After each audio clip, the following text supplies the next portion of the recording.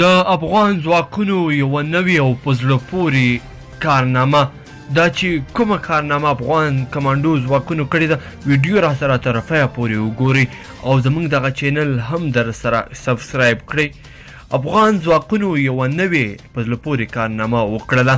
کمانډو ځواکونو کابل کې د یوې لیسې څنګ ته د ایښودل شوي ماین په کشف او شنډولو سره د یوې خونړۍ پیښې د رامنځته کېدو مخنیوی وکړ. کورنیو چارو وزارت څخه په خپره شوې خبرپاڼه کې راغلي دغه ماین چې وسلوالو مخالفینو د کابل په ریشخورو کې عالي لیسې څنګ ته ځای پر ځای کړی و او غوښتل چې د یاد مکتب زده کوونکي پر نښه کړي خنثی کړ، خو په وینا یې چې یاد ماین د کمانډو ځواکونو د قلیوردي ګارنیزون د منصوبینو لخوا کشف او شنډ کړی شو. کورنیو چارو وزارت وایي دښمن غواړي له هر ډول حربي ګټه پورته کړي او پر بېګناه افغانانو بریدونه وکړي، خو په وینا یې افغان امنیتي او دفاعي ځواکونه به دغه شومو موخو ته رسېدو ته پرېنږدي. بلخوا په کابل ښار کې د عارف شهید لیسې مدیر باندې وسلوال برید شوی دی. پولیس وایي د لیسې مدیر په دې پیښه کې ټپي شوی دی او د درملنې لاندې روغتون ته انتقال